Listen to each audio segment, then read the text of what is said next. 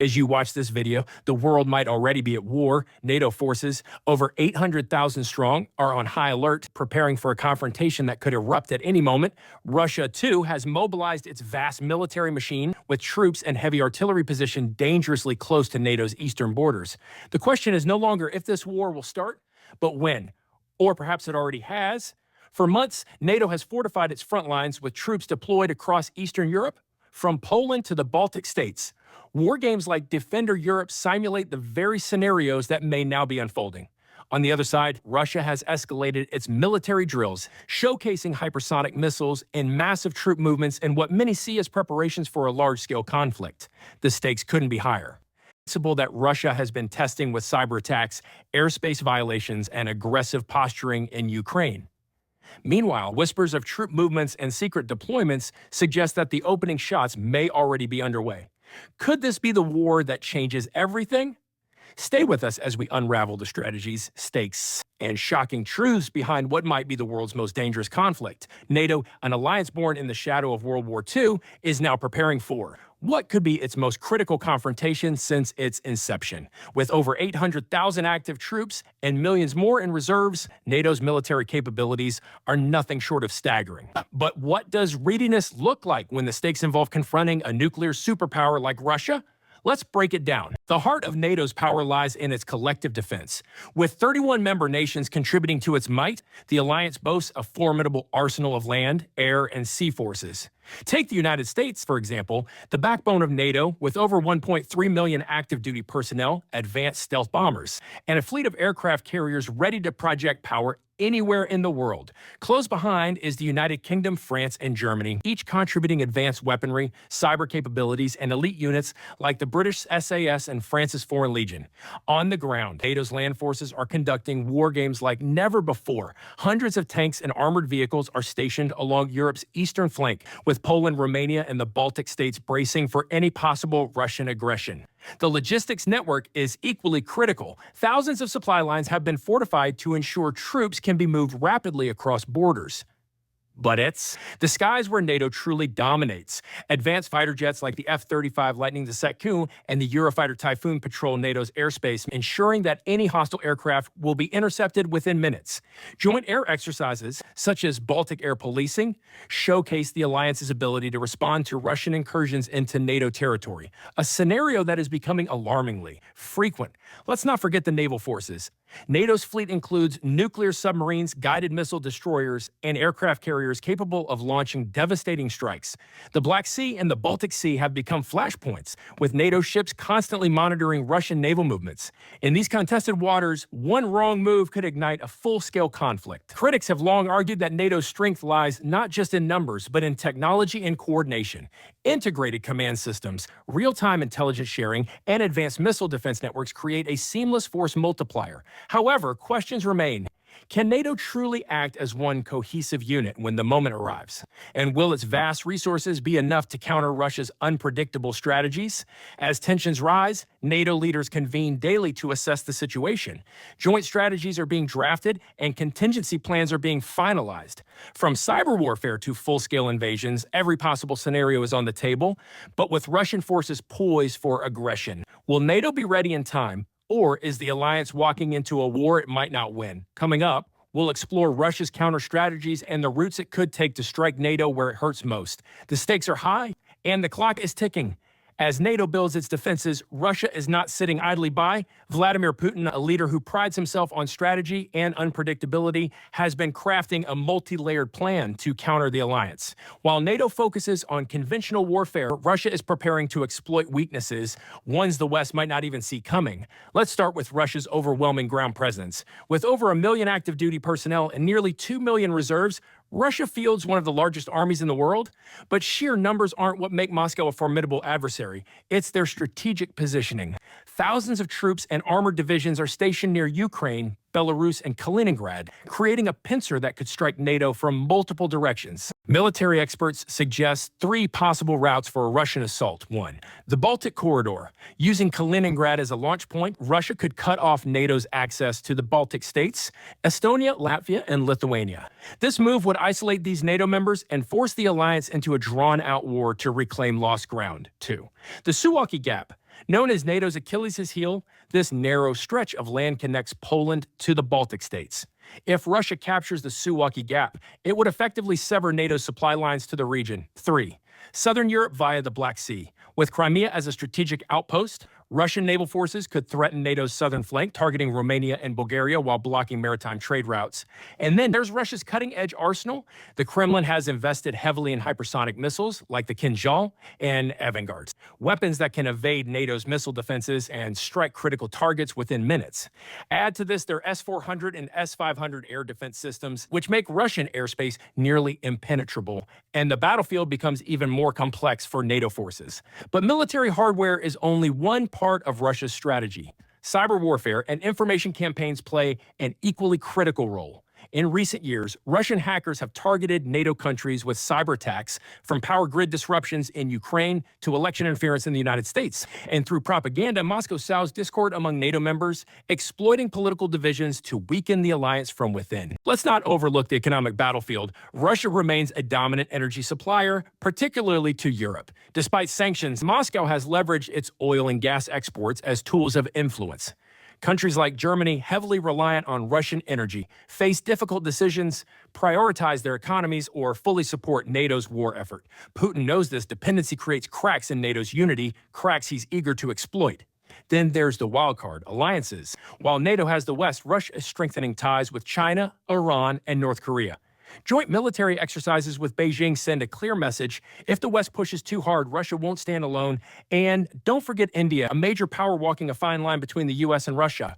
Could Moscow's growing partnerships tilt the balance of power in its favor?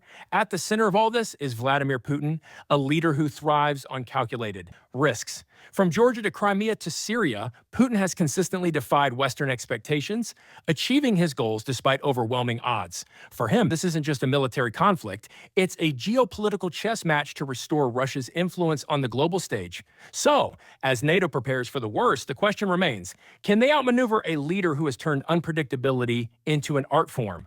Or will Russia's strategic depth and cunning prove too much for the alliance to handle? As Russia's forces loom large and the risk of conflict escalates, NATO finds itself at a critical crossroads. This isn't just a skirmish, it's an existential challenge for the alliance. With over 800,000 troops at its disposal, NATO is mobilizing like never before, but is it enough to counter Russia's relentless pressure? First, let's look at NATO's assets. The alliance consists of 31 member nations, with the United States, the United Kingdom, France, and Germany providing the bulk of military resources. NATO has rapidly deployed troops and equipment to Eastern Europe, focusing on the Baltic states, Poland, and Romania.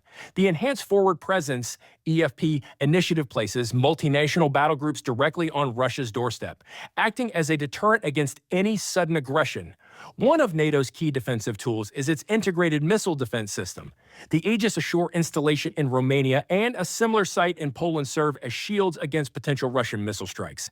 Coupled with Patriot missile batteries and advanced radar systems, NATO has created a protective bubble over its most vulnerable allies. But this isn't just a ground war.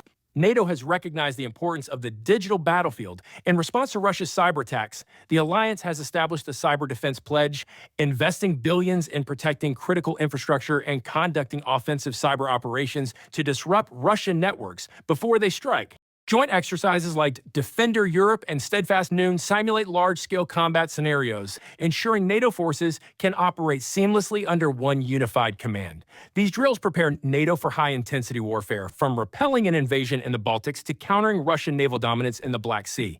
Logistics are another critical factor. NATO's strategy revolves around maintaining secure supply lines from Western Europe to the Eastern Front.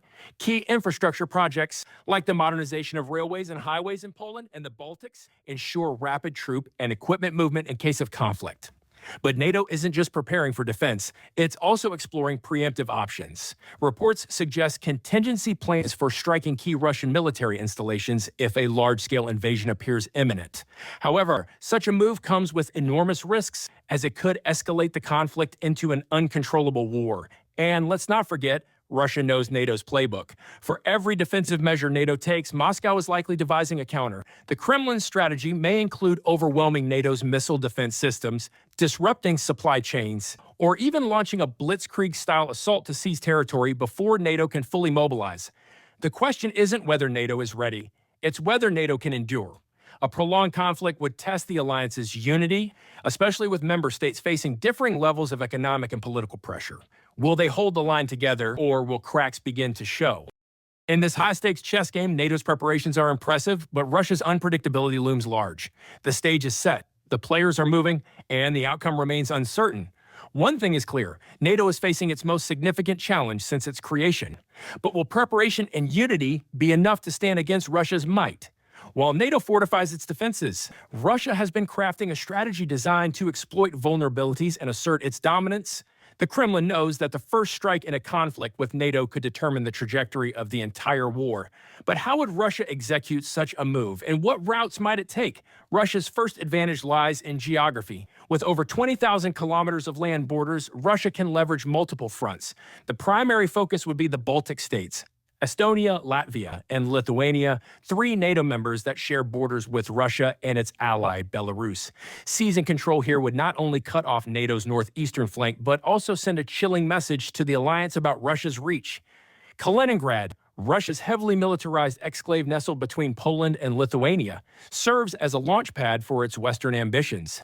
Armed with Iskander-M missile systems, capable of striking NATO targets within minutes, Kaliningrad would likely play a pivotal role in neutralizing NATO's initial response. In the south, Russia's Black Sea Fleet presents another formidable threat. With Ukraine's ports under its control, Russia has consolidated its naval dominance, granting it the ability to blockade NATO supply routes in the Mediterranean and disrupt critical energy trade. But a ground assault remains the core of Russia's strategy. With over 1 million active military personnel and some of the world's most advanced tanks, including the T-14 Armata, Russia's doctrine revolves around rapid, overwhelming force. Using blitzkrieg tactics, Russian forces could aim to overwhelm NATO's defenses in the Baltics and Eastern Europe before reinforcements can arrive. Belarus, under the leadership of Alexander Lukashenko, is another key piece on Russia's chessboard. Its proximity to Poland, NATO's gateway to Eastern Europe, makes it a likely staging ground for Russian forces. Joint military drills between Russia and Belarus have already simulated attacks on Poland, raising fears of a multi-pronged invasion. And let's not forget the air war. Russia's arsenal includes hypersonic missiles like the Kinzhal, capable of evading NATO's missile defense systems. In the skies, the Su-57 stealth fighter and long-range bombers like the Tu-160 pose significant threats, giving Russia the ability to strike deep into NATO territory with precision. Beyond the physical battlefield, Russia has perfected the art of cyber warfare. From shutting down power grids to crippling communications, Moscow's cyber capabilities could paralyze NATO's infrastructure before a single shot is fired. Remember the 2015 attack on Ukraine's power grid? That was just a preview of what Russia could unleash on a much larger scale. But Russia's strategy isn't solely about brute force. Putin knows that sowing discord within NATO could be just as effective. Using propaganda, economic leverage, and political pressure, Russia could exploit divisions among member states, particularly those reluctant to commit fully to a prolonged war. The Kremlin's playbook is vast and multifaceted, blending conventional military tactics with hybrid warfare techniques. While NATO has its defenses, Russia's strategy is designed to strike fast, strike hard, and create chaos before the alliance can fully mobilize. The question isn't whether Russia can attack, it's whether NATO can withstand the storm. If Russia were to launch a full-scale assault, NATO's response would have to be swift, unified, and decisive.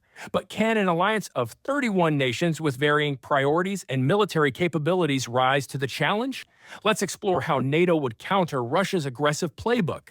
At the heart of NATO's defense is its Article 5 commitment. An attack on one is an attack on one is an attack on all. This principle would trigger an unprecedented mobilization of forces from across the alliance.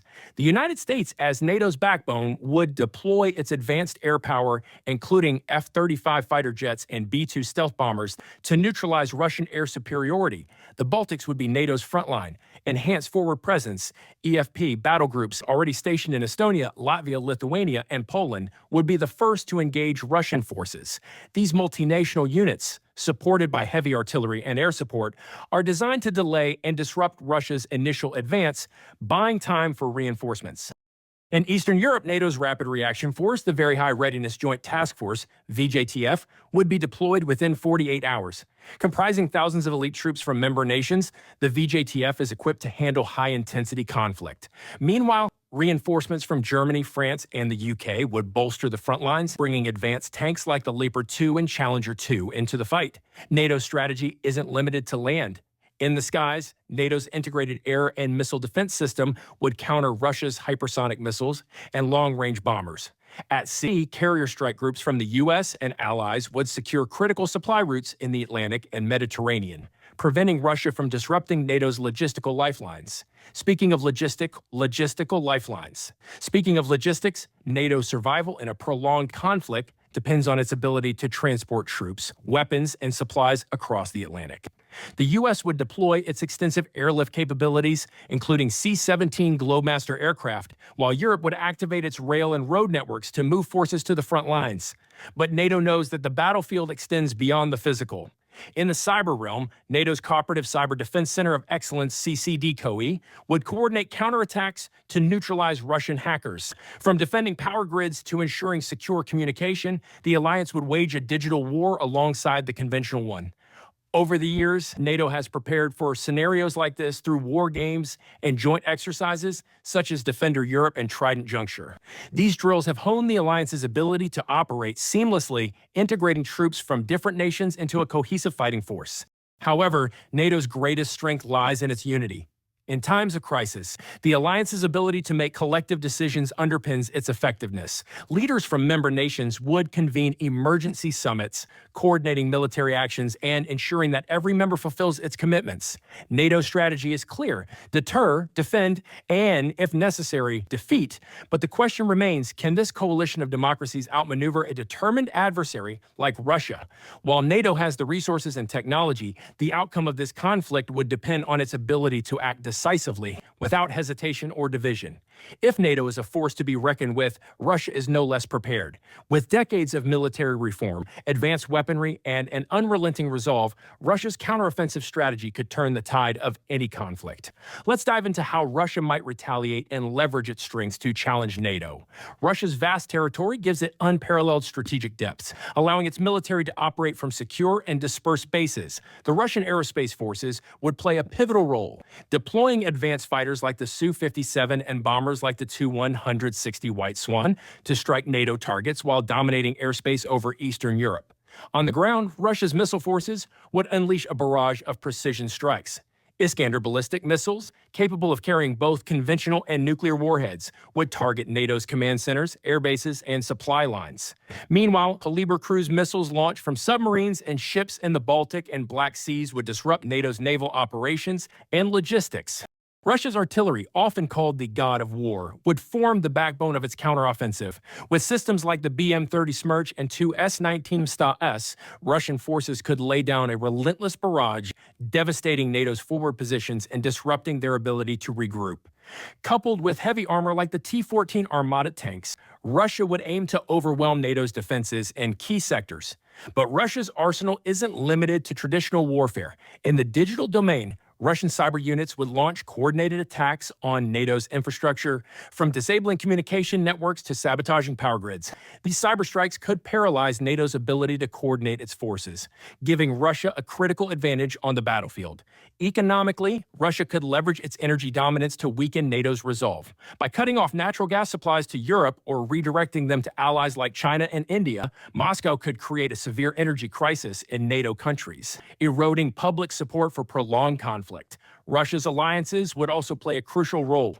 While China has publicly maintained a neutral stance, its economic and military cooperation with Russia suggests potential support in a prolonged war. Iran, too, with its growing ties to Moscow, could provide logistical and military aid, creating additional fronts that NATO would struggle to address. Then there's Russia's experience in asymmetric and hybrid warfare. From its operations in Syria to the annexation of Crimea, Russia has repeatedly demonstrated its ability to outmaneuver larger coalitions with tactical precision. This expertise would be invaluable in countering NATO's technological and numerical superiority. At the core of Russia's strategy is its unwavering determination. For Putin, this isn't just about geopolitics, it's about preserving Russia's status as a global superpower. The Kremlin is prepared to endure economic sanctions, international condemnation, and even battlefield losses to achieve its objectives. As NATO prepares for war, Russia is already positioning itself for a decisive counteroffensive. The question is, will this clash of titans escalate into a conflict that reshapes the world order, or will diplomacy prevail at the 11th hour? The stakes couldn't be higher, and the world is holding its breath. As NATO and Russia prepare for a showdown, the unthinkable looms over the horizon, escalation beyond conventional warfare. This isn't just a conflict between two military powers. It's a tinderbox that could ignite a global war with devastating consequences. The geography of the conflict itself is a recipe for disaster. NATO forces are stationed across Europe from the Baltics to the Black Sea, while Russia's military remains deeply entrenched in its western territories. With forces so closely positioned, even the smallest miscalculation could lead to a cascade of retaliatory strikes spiraling out of control. Then there's the nuclear dimension. Russia maintains the largest stockpile of nuclear warheads in the world, while NATO's nuclear triad, led by the United States, remains equally formidable. Both sides claim they have no desire for nuclear conflict, but with tensions running this high, the risk of misinterpretation or a rogue actor cannot be ignored. Could a single incident, like an accidental missile launch or a misidentified aircraft, light the fuse? And it's not just the physical battlefield that's at risk. Cyber warfare adds a new, unpredictable layer to this conflict. Imagine a cyber attack crippling NATO's communication systems or Russian power grids, triggering panic and retaliation. Such actions could escalate faster than diplomacy can respond.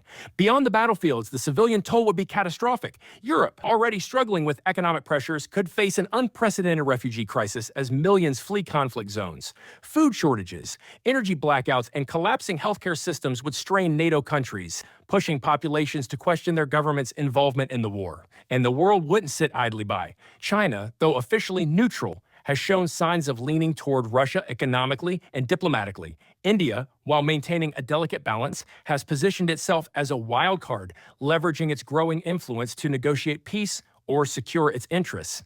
Could these nations, with their immense populations and resources, tip the scales of this conflict? History has shown us that wars rarely go as planned. World War I began with a single assassination, yet it dragged the entire world into a 4-year catastrophe.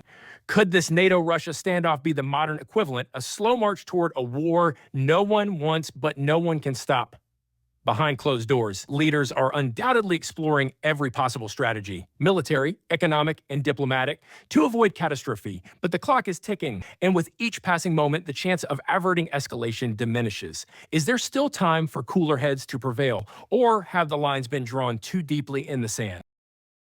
As the drums of war grow louder, the world watches, hoping for peace but bracing for the worst.